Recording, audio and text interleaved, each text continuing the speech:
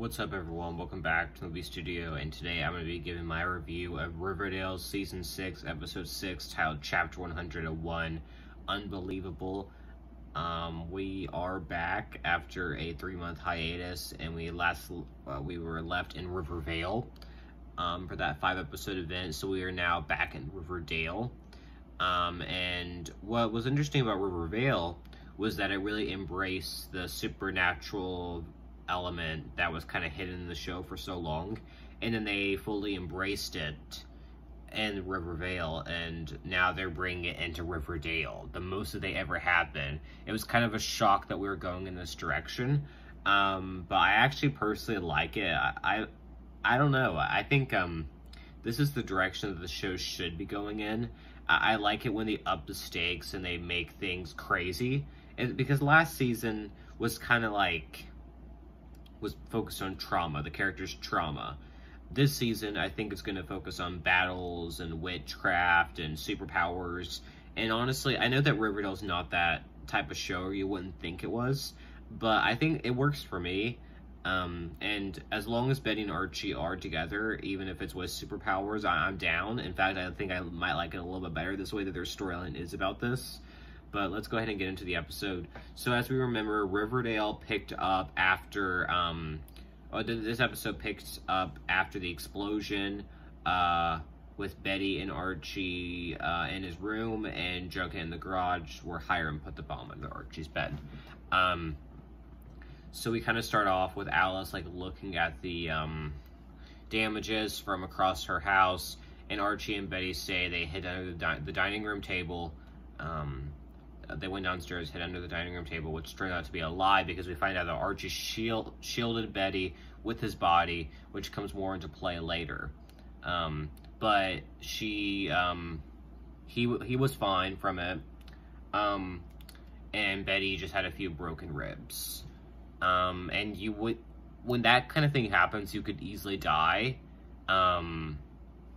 However, this is obviously, I know where this is leading to, and we'll talk more about this later, but we also find out Bingo has broke all 4 of his legs from the explosion. And then we also find out that Jughead is officially deaf in both ears, and that's obviously from the explosion. I don't think there's any other way around that.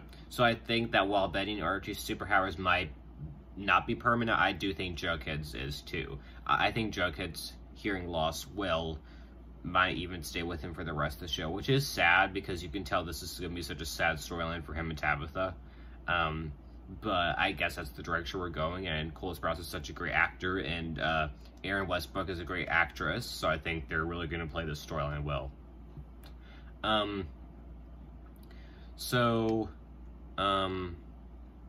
Yeah, it is sad.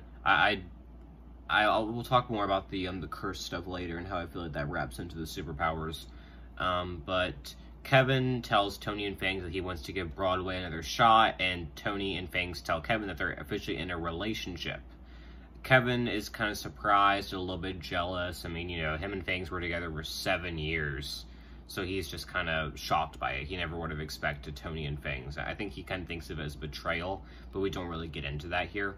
So then Tony hears about the bomb in Archie's house, and she's pretty sure it was from the ghoulies, because the ghoulie, Hiram tipped a ghoulie off to start the fire at Pops, so she's pretty sure. So then she gets a meeting with Twilight Twist, who is the ghoulies' new leader, wants to propose something, like a compromise. But we find out that even though Hiram left town, he's still funding the ghoulies, so they don't really have any interest in reconciling with the serpents. All they want to do is kill Archie and destroy Riverdale. That's their 2 goals, and now that they failed at that, they're still going to try to be reaching after Archie, but for right now, things seem to be somewhat chill. We'll talk about that in a second. But then Archie, we find out his superpower is,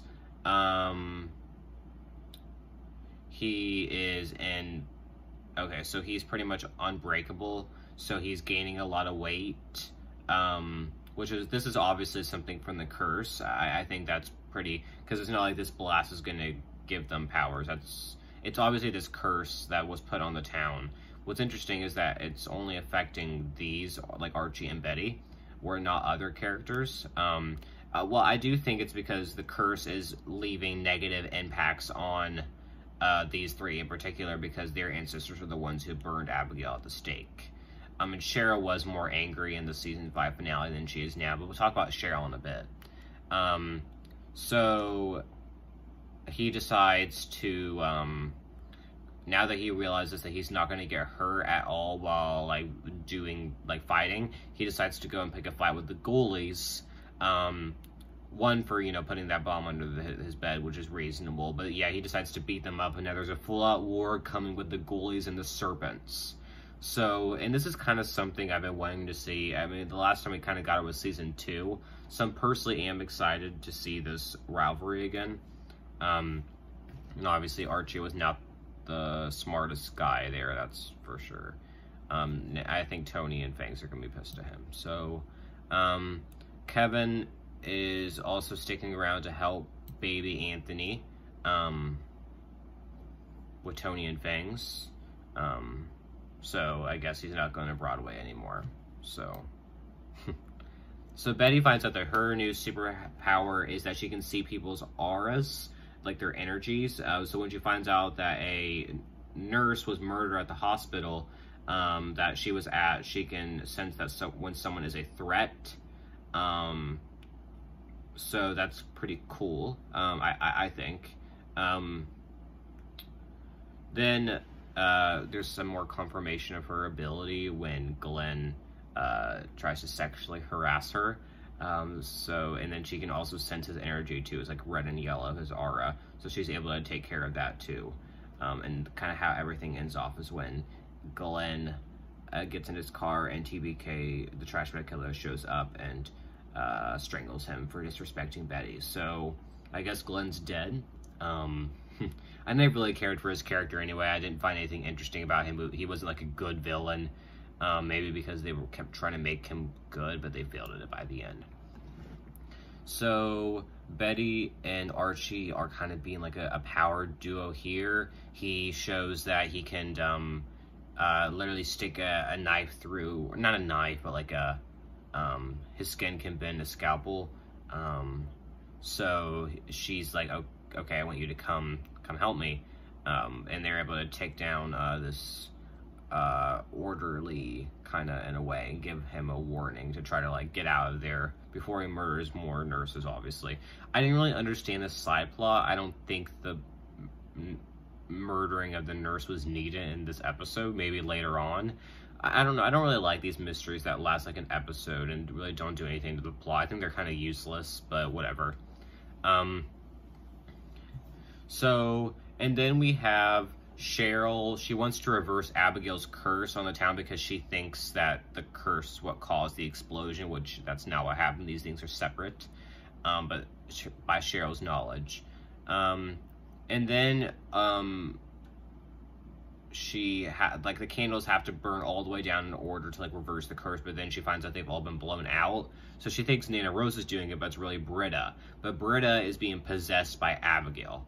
So Abigail's coming back trying to haunt them by using Britta. Nana Rose says they should perform a banishment. But we find out, so they are able to get Britta back to her normal self, so that's good. Well, no, it's Britta during the day, and she turns into Abigail at night. But instead of banishing Abigail, Nana Rose decides to move her into Cheryl's body. So Nana Rose is kind of like a villain here, which is very interesting. I've been waiting for her to become a villain. And I guess it's finally confirmed that she is. So now we're going to be seeing Cheryl as Abigail, which is interesting. And so I guess everything that Abigail wants, she's going to be wanting revenge on Archie, Betty, and Jughead in a way. So I think when the curse will eventually be broken and the superpowers will be getting rid of, I do think we're going to get more about So now we can actually deal with Abigail's character, which I think is interesting. Well, we still get, obviously Cheryl will come back at the end, but it does seem like we're not going to be getting Cheryl's character as much, which I'm personally fine with. I don't really like Cheryl, so I guess getting her ancestor as the character in her place. I think will be interesting, especially when it comes to Tony. I think I've seen some stills of her interacting with Tony, so I am interested to see what that's all about. So we get this great scene between Archie and Mary, where she says, "How did you not die? It must be your father. He was looking out for you. It's his house. He was looking out for you and Betty." That was a really sweet scene. I think Molly Ringwald is a great actress. She does a great job in all of her scenes, especially this one. I mean, we kind of know that the curse caused the superpowers and that Archie was able to shield Betty because of their superpowers, which is why Archie's fine from the explosion and Betty just has a few broken ribs. So it's obvious that the explosion's not causing these superpowers. It's the curse. Jughead's hearing loss, I assume, was caused by the explosion, not by the curse. I don't know what's going on here, necessarily where the powers came from. We'll have to wait and see. Well, Percival Pickens, who is an ancestor of General Pickens of Riverdale, he's in town and he wants to buy Archie's burned down house whenever they can fix it back up again. Mary considers selling, but Archie tells her that he wants to purchase the house. So Archie is now officially the owner of the Andrews residence. It's not Mary anymore. So they kind of closed off Mary's arc in a way. So I guess that was kind of cool, seeing Archie finally make a good decision for himself. So I guess we'll see more of this Pickens guy and see what he's up to later. Okay, so let's talk about Veronica. So Veronica, he kind of hears about the news, and she puts a bounty out on his head and meets with a hitman to try to get him to hire him. So Reggie tells her, like, it's a bad idea, like, don't do that. No matter what he's done, he's still your father. But Veronica's like, he's done so much hurt to all of our friends and me, so she doesn't see how he should get any second chance. I mean, he's had so many chances at this point that she just doesn't see a point anymore. She almost turns it off. She does realize what she's done and that Reggie's right, but the hitman tells her the job is done, so technically at this point Hiram Lodge is dead, presumably. I don't think this is the last we've seen of him. Do I think... I don't see them. I hope they don't pull like a Chuck Bass's dad from Gossip Girl, and he faked his death. I hope they don't pull that. But I think this is going to really put implications on Veronica's story, because she lied to Reggie, saying she called off the hit. But Hermosa, Veronica's sister, is now mad at her. So I guess this is leading to a bigger storyline later on. So I am interested to see. I might actually finally be interested in Veronica's story. I don't even remember the last time I have been. I think this season's going to be good at giving all the characters who haven't had the best storylines for the past 3-4 seasons and finally giving them something new. I'm sure you can say Veronica, it's disappointing that her storyline is still revolving around her father. But I think that's just something we're going to have to... It's going to be something in the storyline no matter what, so we're going to have to grow to accept it. And then we see that Archie's dog, Bingo, is fine. All 4 of his legs are healed. I don't know why I laughed at that so much. It was pretty funny. So I guess his power is accelerated healing. So, but now I'm like, okay, so is this must be from the explosion. It's not like the curse put, like Cheryl's curse caused the dog to have. I don't know. I don't know if the bomb caused these powers or if the curse caused the powers. I don't know what, because if the curse didn't cause the powers, then these are permanent powers that these characters are going to have, and Jughead's hearing loss would be even more permanent. So I don't know what's gonna happen. I want it to be caused by the curse, so then these things can not have to exist anymore. I don't really want to see Archie be unbreakable for the rest of the series. So yeah. So and then as I said earlier, the TBK is back, and he killed Glenn at the end of the episode. So that's kind of all. It was a really good episode. I'm glad that the show's going in this direction of supernatural. I was kind of worried about it, but I think I'm going to end up liking it. Comment down below, what did you think of the episode, and I'll be back next week to talk about Season 6, Episode 7. So anyways, thanks for watching the studio, and bye, everyone.